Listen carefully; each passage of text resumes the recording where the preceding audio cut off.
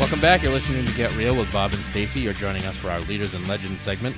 Our guest for this segment is Kari Warberg Block, CEO and founder of Earthkind. Welcome to the show, Kari. Hey, thanks for having me. Happy to be here, Bob and Stacy. So we're super excited to have Kari on today because she is kind of this massive business tycoon. She's the founder and CEO of Earthkind. You can find them at earthkind.com. They make all-natural pest repellent products. Kari started Earthkind in 2007 with nothing more than a 99-cent package of garden seeds and a purpose to make natural pest control effective and available to homes everywhere. Today, the company has sold over 50 million of its products through local retailers nationwide, including Lowe's, Ace, John Deere, and Target. Their Fresh Cab product started at Kari's kitchen table and came to market in 2007. Today, it's a $50 million brand. Earthkind's new line, Stay Away, which is a guaranteed natural pest prevention, just won Best New Product of the Year, voted on by industry trendsetters and popular vote. Between the two brands, these products are sold in 35,000 stores across the U.S., such as Lowe's, John Deere, Ace Hardware, etc. She has gone from being part of her local homemakers club to advising the SBA, Congress, and the White House on policy that impacts women in business. You are an amazing woman. First of all, tell us first about your product, and then I have questions about how you've built your business. Sure, thank you. What an intro. I'm honored. How do I follow that? My products repel pests. And they do it in a way that's all natural, safe, and highly effective. So I had a terrible problem with mice on the farm, and I was like out of my mind crazy. They were causing so much damage. We had no money really to continue to pay for the damage that they did. And so it was either go insane or do something to solve the problem. So I invented the first natural rodent repellent that met EPA standards for efficacy. So I think it was a woman's approach. So that kind of sums up what we do. We do pest control that's easy, effective, and natural.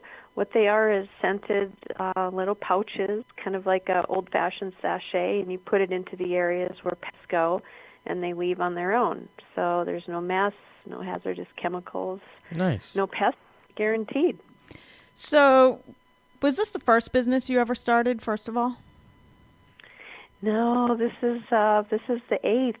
Wow. I'm a serial entrepreneur, like a physician, practicing physician. Wow. That's awesome. Keep So, going. what are some of the other businesses you had before this one? Well, the first would be, of course, there's the Kool-Aid stand, but that doesn't count. I started delivering newspapers, and I was the kid that didn't want to be out there really early in the morning, so I formed a little distribution network and got a bunch of other paper kids to go out and deliver it, and I said, well, I'll do all the business, I'll collect the money and all of that, and I got to sleep in the mornings. Wow. So that wasn't very long-lived awesome. because I didn't know how to lead the boys to get up early and actually do it because nobody wanted to. So I did that. I had a housekeeping service. I did that. I started a bookkeeping service when I was in high school. When I was about 19, I started my first, I would call it real business, delivering singing telegrams and balloon bouquets. Wow.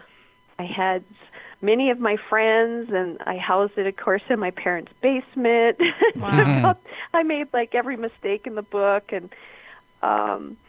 sold that business, had some cash, moved, and then lived on the money for probably 6 months, and then it was, oh my goodness, the money's out, what do I do now? So it's always been natural for me to start a business, but I've never actually had one up until this business where I didn't have to have part-time jobs on the side and another full-time job to get me through that.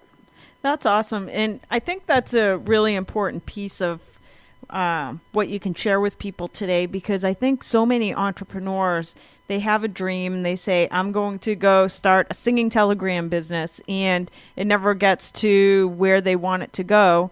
So they give up, they go back to work, and they never try again. I mean, there's a lot to say for perseverance if you have a dream to start a business. Was that even your dream, to just be an entrepreneur?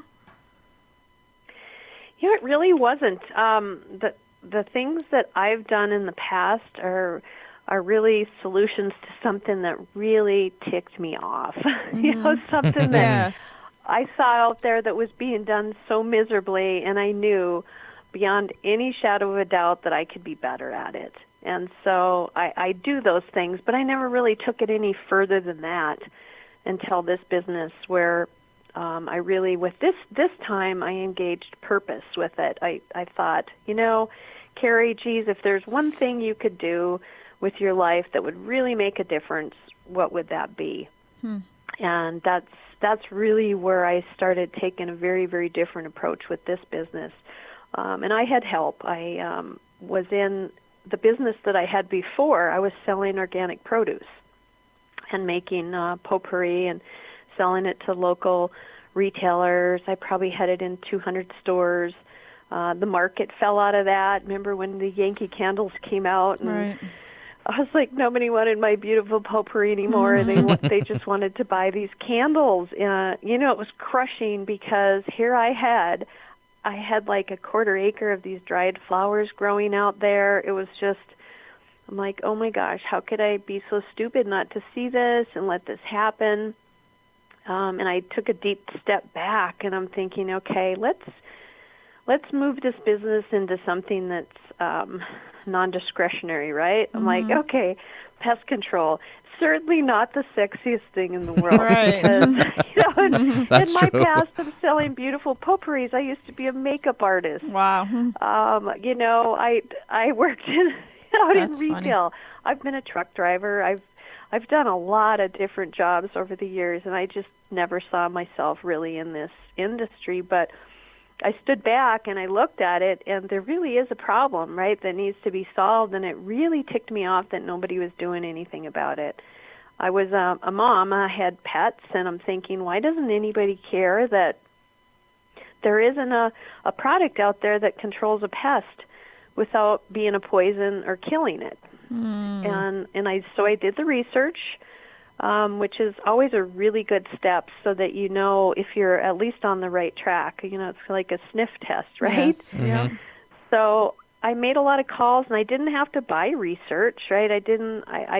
I went to stores and I asked questions. I went to the state. I started digging around, and fortunately today there's so many more resources out there than what I first started with, and I can share those towards the end of the call. So if people are feeling stuck, they have something they can go to and just keep them going, even just another step at a time. But I found out that, okay, it's a $2 billion industry, which at that time I'm thinking, oh my gosh, that's so huge. If I can just have 2% of that, right? Oh Right. boy, this is really going to be a fantastic business. So I started out thinking in that way. And I had first went to other companies and said, hey, I have this idea. Would you be interested in licensing it? And they said, that's stupid. That's never going to work. Nobody will ever pay money for something when they can use a poison for $3 or $4 and take care of the problem. And then, that's when I started to get really mad. I'm like, nobody cares. Right. Nobody cares about this. I said, this one takes a mom, right? Right. Takes a That's woman. awesome. And so I can't believe that was their that's really response, where I because started. my wife would go ballistic if somebody ever said that to her, if she asked for something that was, that didn't kill the pests. I think there's a lot of people out there that, Yeah. you don't want them in your house, but you don't necessarily want to kill them either. And that's something that's really become key in our growth. And I'm glad that you brought that up, Bob, because the fact is, it's still, the category out there is still 90% of the options are poison kill. That's crazy. And wow. when we started, it was 98% because there's those little plug-in ultrasonic things. Right. Mm-hmm.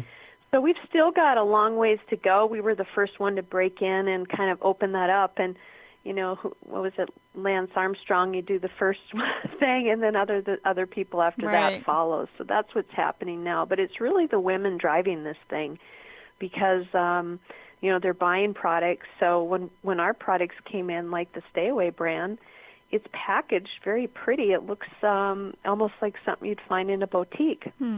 And so when I took this into the retail stores, again, it was the same thing. This is so stupid. This is never going to sell. It doesn't look like it works. It doesn't even look like everything else in there. People just want to kill. Right. So that was key to me of getting that product on those shelves, which I think that's probably one of the hardest things to do as an entrepreneur, especially in a product-based company, is how do you get your product on that shelf and how do you get your product into the retail stores? So do you have any advice for somebody? Let's just say that I have an invention that I want to bring to market. What is the first step that you would recommend somebody? So if somebody simply has an idea and they want to take it to the next step, what is the first 1 or 2 steps they should take?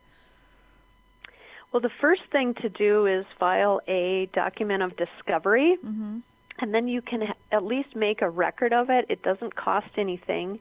You can just go to, in fact, my law firm in North Dakota, newstellaw.com. You can go to the website. You can download that form for free. You at least make a record of your invention. And then you have, I believe it's a year. Don't quote me on that. I'm not sure if the laws have changed recently, but you have about a year then to continue to work on that discovery. Right. There's a number of things you can do depending on what the invention is. There's tech scouting. You can go out, and I did all of these things myself. I didn't have the money to call an attorney. Right. So I got resourceful, and I learned how to comb the patent office records, which you can go in the beginning. I went into our state university, and it's all there. This was like before the internet. Wow. I was going to say, isn't it on the internet too? So now you can get it right from your, you don't even have to get out of your pajamas to do it. So that's awesome. It's all there. I mean, we're at an incredible time to find those things, but it's good, too, to find another entrepreneur. And there's events around the country, startup events. I participate in those routinely, and that's where people and ideas will come together, and for a 54-hour weekend, you just work on it. And there's a lot of business people out there volunteering their time, so patent attorneys will come. So you can get free advice if you seek those types of things out. Wow, that's awesome. Do you have any advice? So along the way, you've had multiple roadblocks, first of all, such as stores saying or people saying nobody's interested in pest repellent that doesn't kill the pests. So how do you stay motivated when you have a blow like that, somebody telling you that your idea is stupid, that it's not going to go anywhere? How do you get up the next day and start hustling again? That's a hard thing. It's certainly emotion filled. I can share a story about that. Yeah. So when the product Fresh Cab that really launched this business, and the brand has grown so wildly. When I first came out with that, and I found out that it works, it took me, say, 8 years of hard work to go through the patent process, to go through all of the discoveries that I needed to do. And I took it to a trade show. They did a story on me in the news. It was a fabulous success. The next day, there was two block long line of people that came in to buy this product. So I was like, wow, I hit the jackpot here. I was counting dollar bills and everything in my mind. Well, one of the people in that line turned out to be the pesticide police. Oh, no. And he said, he said to me, you can't make those claims because your product isn't federal EPA registered. Oh, and I said, well, I didn't know it had to be. I thought it's all natural. Right. He's like, no, that makes no difference. You have to do this. And all the advice was, do not do this. It's going to cost $2 million. It's going to take testing. You're going to have to change the protocols because right now, these were all developed in the late 60s. It was, you count the dead bodies. That's how you know something works. Well, we didn't produce dead bodies. Right. We didn't produce stools, nothing. Our product just kept them out. So that I think that was really a transformational moment for me when I went from being an entrepreneur to being a CEO. Even before I had my first employee, I said, okay, Kari, what is it going to take to do this? You have no money. Mm-hmm. You have no business degree. You have no science degree. You have no marketing knowledge. Right. You have no knowledge of how to package products and all of this. I mean, I knew how to sell cosmetics and move the freight, behind the scenes, but I didn't know anything other than that. So I just started learning as much as I could and used every free resource that I could. I went to the SBA website, did different things like that to help me. Started to seek out other mentors, and I would cold call people and I say, I love what you do and I admire it and I want to be you. Yes. Can you just give me some advice? That's and so awesome. I'd ask the same question. If you were me, Yes. what is the most important thing you would do next? Huh. And was that guy that's right, really by the way? what I did. Was he right? Yes. Wow. Yeah, the majority of the time. But I could really caution after going through this and losing hundreds of thousands of dollars myself, making mistakes. I can tell you, consultants, they don't know it all. So if you're going to a consultant for advice, always trust your gut, too, because they can sometimes, it's easy to say, well, this is what's done before. This is what works. Right. Many people told me in the beginning, make it, including the retailers we sell to. We're not going to buy it unless you make it in China and you put it in a plastic container. And I said, that's not why I'm doing this. That's not what I believe in. And I walked away. Well, today now, Earthkind is a cool, popular thing. Back in 2007, we were considered pot smokers and hippies. Right. That's so awesome. So timing is important, and so is your gut, because the people who are first to something, I can tell you from experience, and I know a lot of other entrepreneurs now in my network that are also disruptors and innovators, and everybody thinks they're off their rockers in the beginning. Right. Because it's just so new and so different, and what worked back then isn't what works now. Right. And so people doing something right now, and they might have an idea, especially a technology, there really isn't a roadmap. You have to create your own, and, it's half gut and half research, Absolutely. really. To me, it's like a 50-50 decision lens you need to use. Well, you are amazing. I think the best piece of advice is be the first to do something. Absolutely. Be the disruptor and keep on hustling. We have with us, it is Kari Warberg Block. Thank you so much. By the way, anybody listening today can check out her product at earthkind.com, a earth-friendly, no-kill pest removal product. Excellent. Thank you for joining us on the show today, Kari. Thank you so much. That's all for this edition of Get Real. Join us again next weekend for more.